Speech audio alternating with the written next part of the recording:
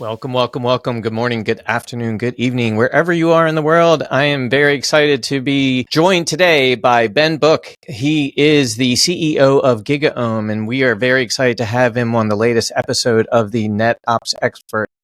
Ben, can you tell our audience a little bit about your career, and then we'll get into what GigaOm does? Sure, yeah. Great to be on here, Jeremy. Thank you for having us on. I think we got you on our podcast. So that's right. That was very enjoyable. Thank you. All our channels here. Mm-hmm. My career, started when I was in college. I studied biology and chemistry and physics and math. I was going to go into biotech, and at the time I was in UC San Diego in La Jolla, and I was approached by a company that said, "Hey, do you want to start your first business?" And I always thought it'd be kind of fun to be an entrepreneur. So my first business was walking door to door, knocking on doors, selling house painting jobs. And I learned pretty quickly it was very fun and rewarding, but it was also really hard work to start something from scratch. Mm-hmm. I ended up kind of getting recruited to run the whole Southern California division. And at one point they said, "Hey, do you want to go, run all of this in California?" And I was like, "I'm 19. I want to, not be painting my whole life." So it was a great opportunity, and it taught me a lot about grit. It taught me a lot about talking to new people, and it taught me a lot about managing and hiring people at a very young age. And then I said, okay, I'm not going to go do that entrepreneur thing. That was crazy. So I'm going to go get into a normal job. So when I graduated college, I got into biotech, and then I got into healthcare. My first career was in consulting. And then I actually realized how much fun it was in entrepreneurship, because in consulting, you're doing a lot of different types of projects, but you're not kind of the owner of your own domain. So I had kind of those experiences. I said, okay, I need to go back into entrepreneurship. Also, you kind of can control, how much you make and all those things when you become an entrepreneur. It's all very hard at the beginning. So that's when I joined GigaOm. GigaOm was originally founded by Malik and a number of other folks. Joined the team to help kind of start the research part of GigaOm. GigaOm ended up getting sold in 2015. And we went down to a small team, and that's when I kind of became the co-founder of the company, where we rebuilt the brand around research and around a lot of the things we're doing now. So I've had a couple different experiences, and it taught me pretty early on what I thought I liked and I didn't like, and I ended up kind of coming back into it. And when in Rome in the Bay Area, you kind of just get sucked into tech.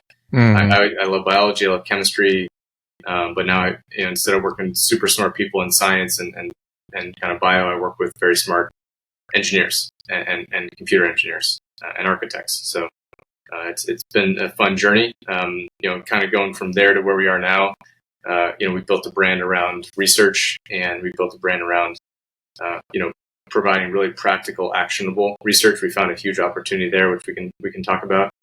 But it's been a fun journey, kind of going from literally the first person in the company to make strategy. I did marketing, I did product, I did sales. On my podcast, I always ask CEOs, like, you either do all of the jobs and then you become the CEO, or you are the doing all the jobs. So I was kind of the latter. But I have a lot of different stories and things to tell about general management, sales, marketing. A lot has changed in 10 years too. So it's been fun to watch that on the sidelines. As a research company, you get to talk to all different types of people and see all different things. So it's kind of fun to be on the sidelines watching it all unfold. That's great. And, one, kudos for having the guts and determination to do entrepreneurship. There are some people that are cut out for it and others aren't. And conquering that fear and getting through the risk and wondering if it's going to fail or succeed and just sticking to it. I applaud that type of determination. Let's talk a little bit about what GigaOm does and the services it offers. And what I want to particularly point out is, your analysts, your engineers, they were in the field. They are practitioners. They ran networks, they ran data centers, whatever the slice of IT is, they were in it. And so I love the fact that they have experience in the field, they have war stories, and the fact that they can now advise folks. I mean, you can't get any better than that. Can you please tell us a little bit more about that? Yeah, it kind of goes back to what you asked me about the GigaOm brand. We built the brand around a media property. We built a research firm within that property. We brought in a Forrester leader to lead that part of the property. And then I had a number of engineers and architects that I was working with, and CTOs who were working with customers on engineering and architecture and strategy work. And we found out very quickly that nobody wanted another Forrester and Gartner. Forrester and Gartner have their role. People engage them, but people wanted something different.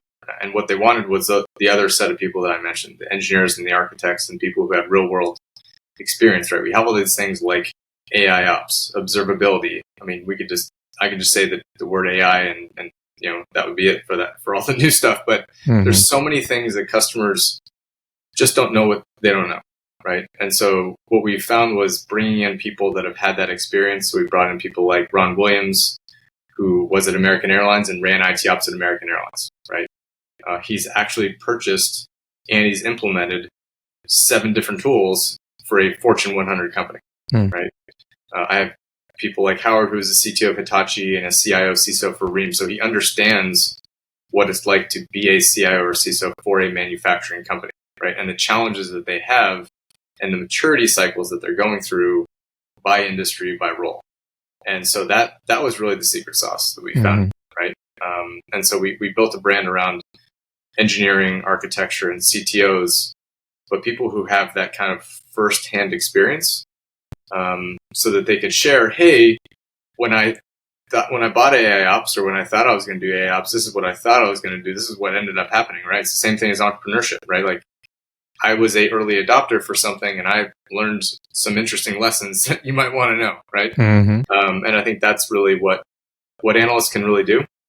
Their job is to listen and to learn, but it's also to do. And I think we were kind of missing that do part, because that's what customers get outcomes on, right? It's about doing and implementing. Purchasing and making the right decision is one thing, but even if you purchase the best solution in the world, if you can't implement it, you can't change your processes, you will not get the outcome. And that's a lot of the challenge we see from our side too with customers. And we're a customer too, right? We've adopted things that haven't worked out, and it wasn't the vendor's fault, right? We have adopted some things that were the vendor's fault. So they're different situations, and that's really what we found. So we do like 120 radars a year now. We do it across security, cloud, data. We're always looking for new topics. We try to be pretty early on. So we caught on AI ops very early, observability early, network observability early, a number of different topics. And we try to be, a couple years ahead. Our kind of view is if 1 or 2 customers are adopting this thing, and we think this is something that will make an impact for a customer. So that could be a developer, an engineer, a manager, an architect at C-level. That's really where we'll say, okay, let's take a look at that. But the area we see, as you know, the most innovation and most amount of stuff happening is security and AI. So I'm sure we'll talk about that. So that's kind of the roots. But it started as a media company, which is how we built the brand, and then we kind of morphed into a research brand. And then most recently, in the last couple of years, we've also morphed into a strategy brand. Like I said, it's one thing to understand the architecture and engineering work. It's another thing to do a transformation. And just like we talk about how cloud migration is hard and modernization is hard, doing a transformation is very difficult, right? It requires a lot of time and effort and people to change, and that is the hardest thing. So we're seeing a lot of that with AI and seeing a lot of how companies need to change, and we're excited about enabling them with that. And again, same thing. We've done this. We've seen it. We just want to share what we've learned, and we want to help people on their journey and help upskill them so that they can be self-sustainable. So that's kind of where we are. That's amazing. You mentioned cloud migration. When I talk to our customers, we do see specifically in the networking space, and I know you cover a lot more than just networking, but we see a lot of they lose visibility. Obviously, they had everything in their data centers. They knew every user, every route, every packet, every app that was being used, and to move 50, 60, 70% of all of that into a cloud provider, obviously you can't monitor it the way you used to. What is your customers, or what are you hearing from the field when they come to you asking, how do I make this successful, like cloud migration? So the first thing that we typically, there's like different cohorts of customers. Like the most advanced customers uh, typically have a really great leader, right? That leader has done multiple different transformations before, very hands-on. Some people call them servant leaders, right? And they many times have come from different industries, like a vendor, right? Or come from a different industry where they've had that experience leading teams and can bring in the right talent. But that's very few and far between, right? Most people just don't have that experience. Like if you look at Uber, Airbnb, Amazon, like everyone wants to be that, but like it's just very hard, right? Because getting the talent and getting that knowledge is actually really difficult. That's kind of how we have a business, right? But when customers come on cloud migration, it's typically, hey, I'm doing a big ERP implementation, right? Like I'm going to the cloud because, I'm working with SAP to move to the cloud, right? It is, I'm moving my email, right? It could be something simple like that. And it usually starts with some type of workload for some specific business reason. And then what happens is you get into the kind of architecture conversation. And that's where it gets complicated, right? Like you said, right? Like, okay, well, I'm going to stitch together all these different things, and it worked on-prem. And now I'm going to try to do actually less of those things in the cloud because I think it's going to be easier, and it's not. So that's kind of the challenge I think most customers have, is just the paradigm shift and the talent that is needed to manage it in the cloud versus on-prem. It's definitely doable, right? But again, not enough people have that experience. We work with Pluralsight and a Cloud Guru. They work with a lot of customers as they move to the cloud, and there just isn't enough talent, right, to support this. So a lot of upskilling is needed. A lot of strategy work is needed. And then you get into architecture, you start talking about security. Again, different paradigm, different things. Things just work differently in the cloud. So, there's a strategy assessment that we do, and then it gets to architecture, and then it kind of gets to implementation. There's so many things that can go wrong, which I think everyone's figured out, but I think everyone's kind of accepted now. Hey, like, this is new. Before it was like, hey, this is new. This is all going to work and be perfect, right? Now I think everyone's kind of has their battle scars and knows, just like when we did the on-prem stuff, it's not perfect, right? So you're going to have to deal with a level of imperfection, which I don't think IT people like, and engineers like, right? So they're trying to figure it out in advance. But yeah, it typically starts with workload, and then then there's the kind of the different layers of the workload, right? I think customers think, oh, let's just move it to the cloud. We don't need to think about security now, right? They do things like move to cloud. I haven't really thought about the network piece, or I'm just in one cloud. I can just use the cloud provider, and then very quickly they figure out, oh, actually we needed to have it interconnected to another cloud or a data center. I think the challenge with a lot of adoption of IT is that we want to do POCs. We want to try things. We want to figure out what the pain point is and relieve the pain. But you kind of lose the broader visibility on what the actual business outcome is. So I think when you're doing a project, POC to small kind of project is fine, but have some visibility on your long-term plan, right? That is the challenge that I think everybody has, because you just don't know what you don't know, right? So I don't know. We certainly dig into any of those topics. I think data is another super interesting topic that's coming up a lot, because customers are saying, I'm going to go modernize, and I'm going to go, get Snowflake, and that's going to change my business. And it might a little bit, but you kind of just might be moving things from one bucket to another. So that's another thing, is like, do you really need that new tool? What is it going to do? What is it going to free your team up to do? I think a lot of the executives we talk to is like, how can I help my people? People are burnt out, and especially now where everyone is wringing every penny. Really trying to figure out how can I create better productivity for my business, but also my people. I think in the past it was about productivity for the business. It was about time savings for the business. Now it's like, because there's not enough talent to do these things, I need to have better productivity and give people the tools that they want to be successful. So I think that's also kind of a paradigm shift we're dealing with, is you want to recruit the talent doesn't want to work on something in a data center.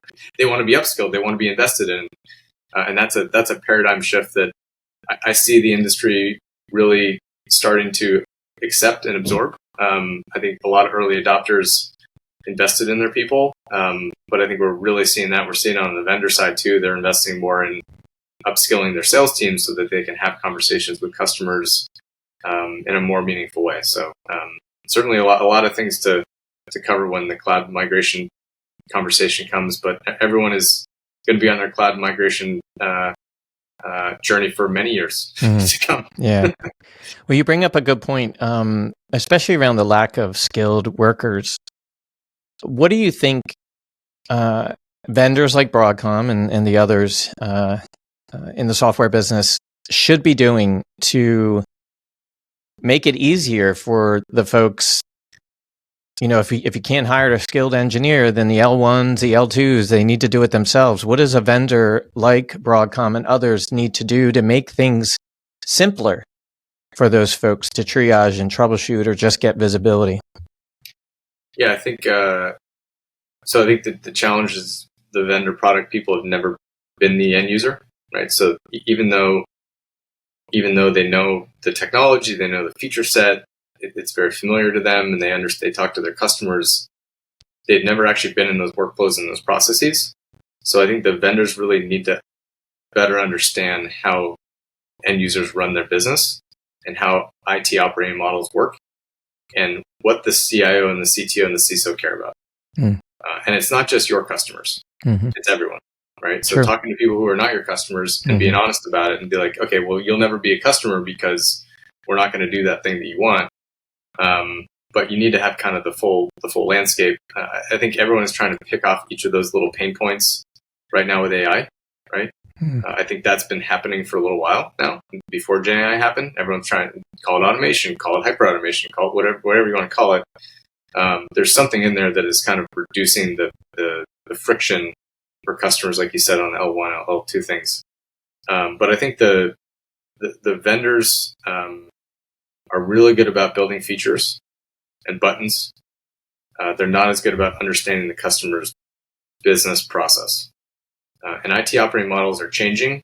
And just because you're moving to the cloud doesn't mean that your feature needs to change dramatically. It's that your process needs to change. The DevOps teams do things differently in the cloud than they did on-prem, right? And then two, I think the biggest challenge is many vendor product teams do not engage and understand the strategy at the senior level because they just don't get access to that. You don't get into the CIO, CTO, CISO room and they just unload on you on this is how I run my business, right? So I think getting closer to the executives, again, who may not be your customers, but understanding the operating model is key because then you can understand the process. You can understand the process changes that your customer needs to go through, and then you can build your technology to support that process change. And then the people that go along with it, right? Because for every process change, there's a people change and a cultural change. So, there's upskilling, technology or tools like Pluralsight and Udemy.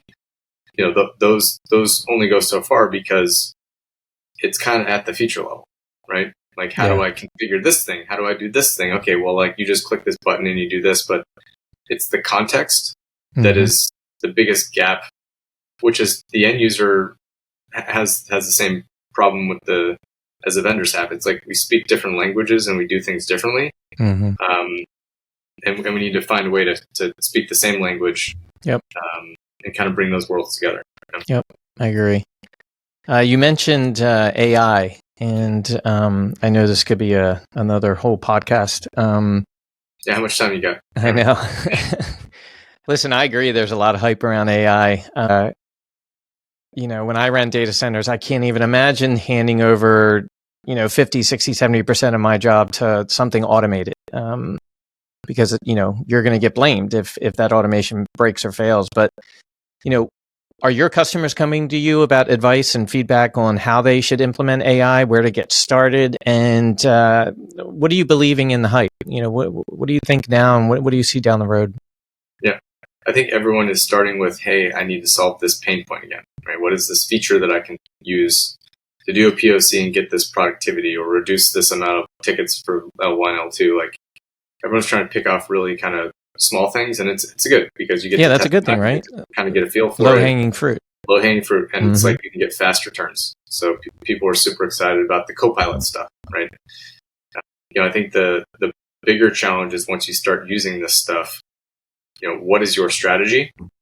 And I don't think really a lot of people have a good answer for that. Mm. Even within the specific silos of the cloud team or the security team, the data team, building a strategy is difficult. A lot of companies will go to an SI. They'll work with an SI. Challenge the SI has less experience many times than you in your own business.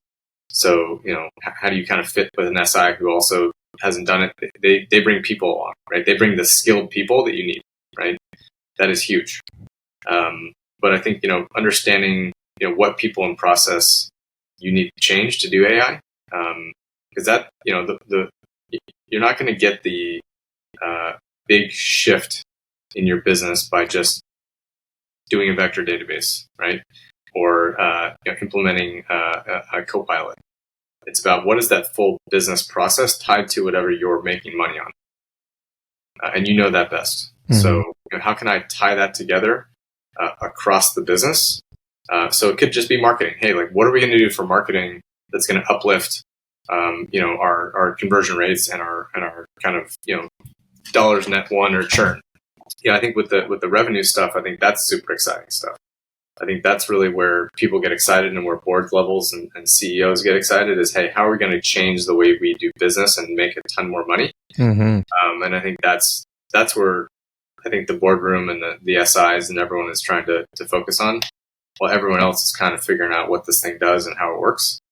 We're getting very close to those two worlds coming together because the boards and the CEOs have been asking now for the teams to figure this out, and we're getting to the point where many of them are still testing things and don't have a strategy. So I think, find a partner you can work with, find people internally that you can enable to build that strategy that can understand the whole stack, right? Like someone who can understand the C-levels needs, the architect's needs, the engineer's needs, which is someone who's probably, been in the company or has been an engineer and architect in a C-level, right? And can kind of speak those languages and bring those together. Otherwise, you kind of get, different factions of the company wanting different things, and then you just get stuck, right? So that's kind of the challenge on some of this newer stuff. There's certainly a lot of inertia around AI. Some of the challenges we see are like AI governance. We're doing some research on that right now. That's going to be coming out in the next couple of months. AI governance is kind of across the board in terms of how you manage and control your data. We see it again in data security, which we cover. That is a hot topic. I was talking to a large insurance company at RSA, and she reports to the CEO, and the CEO said, "Hey, can we do this Gen AI stuff?" She's like, "No," because we cannot govern it, right? Mm-hmm. And we are, we have serious compliance requirements, and we're not ready for that. So, I think there's a ton of opportunity. There's also a lot of holes, right? And I think every day we're finding like 50 new vendors popping up to solve these little, kind of pain points. I think what's going to be exciting is to see some of these kind of products morph into mature categories. So a good example would be vector database. So we cover vector database. That is its own category for pure play databases. And you have companies like DataStax in there. That's a mature company. You have new companies like Pinecone. And then you have these companies like Mongo who are building vector database into there. It's going to take a couple of years to kind of get those markets to coalesce and to merge, which is even in AI, it's going to take a couple of years, probably 2 or 3 years to kind of converge. And that's where, we'll see the kind of adoption in that kind of 2 to 3 years in strategy. But we're working with a lot of companies who are like, hey, like we need to have a strategy and we need to have like something now because you guys have been kicking the can down the road and trying stuff out for a year and a half. And again, people just don't know the context of the business. I think that's kind of the thing that's missing with a lot of this. It's like, and why people buy a lot of tools and don't get the benefit, right? We're seeing this right now across the board. Like I bought all this cloud stuff. I bought all this, security stuff. I bought all this network stuff. Like I'm not getting the transformation that you sold me. And it's not all on the vendor. Like the vendor has the product, they have the features, again, maybe they can make it better and easier for process, but it's the business's job to figure out how it fits in their business. And so, I think we're kind of at the beginning of that journey with AI. Everyone's rationalizing on cloud right now. Everyone's rationalizing on security. Now everyone's throwing their money at AI and they don't know what they're doing. And a lot of it's new, so we don't even know some of this stuff, right? Yeah, we saw it with the boom of SD-WAN, right? Everyone jumps on the bandwagon, and then they're like, "Wait, I'm not getting everything I thought I was investing in." Yep. And then they pull back, and then there's a new fad or trend. But I think AI is certainly worth the effort people are putting in right now. I think more so than some of the other stuff that we've seen over the last couple of years, because it is transformational to everything. Right? Well, let's talk about. You mentioned low-hanging fruit. What is some of the low-hanging fruit use cases that AI can help solve today that doesn't take, a year implementation and compliance issues and all that? Yeah, I think the vendors are starting to do a really good job of that, right? So Microsoft would be a good example with Copilot and Teams. Different other examples would be like the kind of support ticket system we talked about, right? Implementing into CRM systems and ERP processes, putting it into observability, right? And AI ops. I think it's going to make that stuff easier to use, and it's going to make you have better visibility as to what's happening behind the scenes, which is really big. And we see a lot of like kind of Copilot-ish things going on in that space. I think those are, marketing, certainly creating content, I think is a big one. Internally, our CTO is working on a ton of projects, from just testing to see how great the technology is to actually making people more efficient and making it easier to do reports. We haven't fully rolled it out to research, but we're doing a lot of pilots right now around that.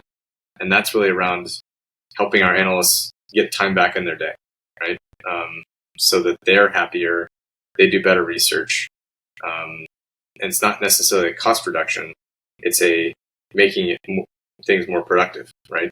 So we can recruit analysts better, and they want to work with us, and all those things. So I think a lot of those types of things. I think the prompt engineering thing is kind of interesting. A lot of people are talking about that concept. Explain that. So prompt engineering is understanding how to talk to the AI so you get what you want out of it. And AI is very good when you're very narrow. It's not very good when you're very broad. So, and that's kind of the difference between a human and an AI right now, right? I think if you talk about AGI, that's kind of way beyond what we're doing right now, because that requires a lot of narrow AIs to then become a kind of a general AI, right? So prompt engineering is very easy when you have a very simple question. Or a question that's been defined before. I think a lot of where AI is going to help is those questions that haven't been defined, and the data that you don't know comes together in specific ways. And I'll give you an example. So, with our research, you could prompt it to look at a report. That is easy. Getting it to look across 120 reports is very hard. And that's where you run into things like hallucination. It's also because you're not asking the right question. Right. So how do you make sure you're asking the right question? How do you make sure you're posing it in the right way? I think what's kind of cool is you can also kind of build institutional knowledge in the AI. So if you query it enough and you do enough prompt engineering, it can start to mirror how you think and how you operate, which I think is super cool. So we're doing a lot of that internally around research too. So those are, I think that a lot of these new technologies really see impact when it enables the normal user, person who's not IT. And I think we've kind of gone through this many times too. Auto ML was something we were excited about, auto machine learning. This is kind of like that on steroids. So, you also talk about self-service analytics and allowing everyone to access analytics. It is very hard to do that. But if you can build the right kind of institutional knowledge and have the right people building the right prompts, then you can grab that and then share it with a team and then train them. So there's a whole lot of training. There's a whole lot of training the AI, training the people that's happening, which is super exciting. I don't think I've seen this much invested in people in any technology ever. So that's amazing. That's exciting. Yeah. When you say hallucinations, I imagine that is additional input or feedback that you're getting from the AI system that you didn't ask for, or is that what that is? Correct. Yeah, it's making up stuff that that is not there. Mm-hmm. Is it like I recently was using a image creator, and I just said, create a picture of two guys in a hoodie with sunglasses sitting next to each other, and it did a good job. But one of the guys had like 8 fingers on one hand, and the more I did it never stopped, adding additional, or creating additional fingers or something, or his face looked like he was in a car wreck, unfortunately.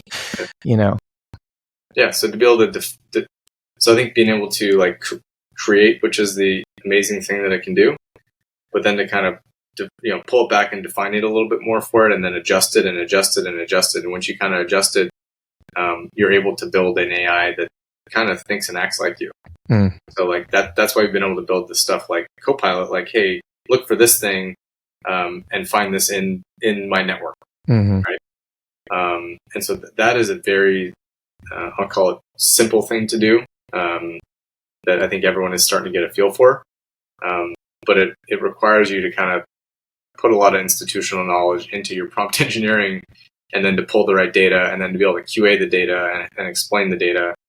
I think if you start with small data sets, that's the best place to start. Right? Yeah. Don't start with some huge data set. Start with something and you can start to get a feel for how amazing this thing is, but also where the gaps are. Yeah. So large language models is super interesting, right? Now there's this conversation around small language models, and also like AI at the edge, right? Like you don't need a large language model to run on your desktop or your laptop or your phone or some device at the edge. So we're seeing the same thing in the data space. We're covering a topic called real-time analytical databases. So you don't need to go back to the cloud to run a query, because it costs a lot of money and time to do that. You can just run it in the cache. You can run it on your desktop, right? On your computer. So I think we're going to start to see stuff like that, because you don't always need some LLM with some huge training, budget to do this. And I think that's going to be the next thing that everyone talks about, is this kind of LLM versus small language model, and how do you actually use it in your form factor, right? Which is a device or an application or a configuration and environment. So that's kind of an interesting thing that we're having a lot of conversations about right now too. Well, I know our audience, especially the network engineers and admins and practitioners who listen to the show, probably would be looking forward. I don't know how far away we are, but when it comes to network monitoring, the data's there. Whatever you're collecting, but to be able to come in one day and say, "Hey, my knock bot, where should I focus my attention this morning?" And, overnight it was watching, or late yesterday, the monitoring system was watching, and it can hopefully look through any blips or spikes or latency or packet loss in a certain region and be able to say within seconds, you really should be looking at Seattle now, or, or the East Coast or something. The data's there. I guess we just have to teach the bots to be able to respond appropriately. Yeah, I think to prioritize, to help it understand the business context. So it's the folks I was talking about with our IT ops team before. So when American Airlines did their big observability and kind of AOps push, it was about situational awareness.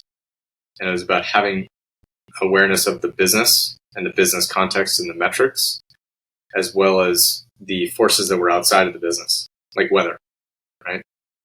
And I think that's really super interesting when you can look at, kind of bring that data together to help you understand, to your point, like, is my website performing, but what is creating that problem, right? Because it might not just be my data.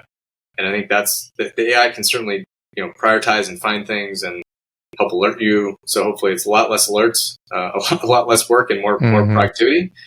But I think also, how can you look at the other data sources that are outside of your specific domain, and how do those connect?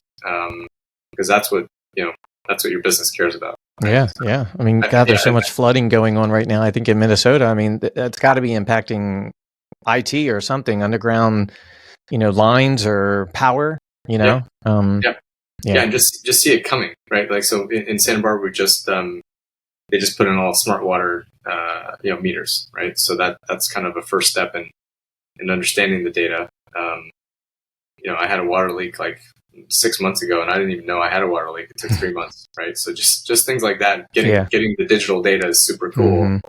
I think when you can kind of marry it with the different parts of the data, and then kind of back to your point about the networking data. Certainly, a lot of co-pilots I've seen in the observability space, and they can help alert you. You can ask questions. I think it's really cool, like natural language questions. The question again is, how are you going to enable your people to build that into their process? Mm-hmm. And I think that's where the vendors can really partner with different types of organizations and different personas. They'll do that at the technical level. They'll probably do it at the architectural level. Are they going to do it at the C level? Probably not, right? So how can we kind of make it more business related as much as it is a technical thing, like you said, to solve the technical problem? Mm-hmm. That's where everyone gets the most benefit, right? So that's kind of what I'd say to start thinking about is how can we up-level this to how the business runs and how this fits into our strategy. And some companies will be like right on it, and they'll have the right processes, and they'll be like, hey, let's do it this way. Other folks, it's going to be a journey. But I think everyone is on that journey right now. And I think they're going to get there at some point because this thing is so transformational. Yeah. We're always playing catch up to the tech, right? So Ben, any new reports or anything that you want to plug before we call it quits for this? I think I talked about some of them, like AI governance. We're super excited about. Mm-hmm. I think in general we're seeing kind of little pieces of AI dribble into all of our reports. About a year ago we had that discussion. How are we going to do this? We are not going out and reshaping our agenda. It is just becoming a piece of everything we do. So network observability has a piece of it, right? The data piece has it. Cloud has a piece of it. There are some interesting topics we're covering, like OT security. That's a pretty hot topic right now because that crosses into how manufacturing and all these other kind of businesses that are out in the field run. So we're seeing a lot kind of happen in that space. There's some other stuff like SaaS security, which we're covering, which is kind of a newer space that's getting more complex as companies move and do their cloud migrations, and then they figure out, oh, actually, I just want to buy a SaaS app and not rebuild this application. So certainly a lot of really cool new things happening, but I'd say the cooler stuff is because it's more complex. This stuff definitely keeps getting more complex. So it's our job as analysts and vendors and end users to figure out a way to do this stuff in a simple way, so that everyone can absorb it and grow and be more successful. So I'm pretty excited about those topics, but a lot more coming out of our agenda. I'd be interested when it comes out to read about the AI data compliance as it pertains to the European Union and all their very, very strict compliance rules when it comes to data. So I'm sure we all look forward to that. Ben, once again, thank you so much. Ben Book, CEO of GigaOm, an amazing analyst and research firm. A lot of their reports, if not all of their reports, come from practitioners in the field that were running networks and are now helping customers out there improve their processes and their infrastructure and everything in IT because they were doing it once in their career. So, Ben, thank you again so much for being on the NetOps Expert. Yeah, thanks for having me, Jeremy.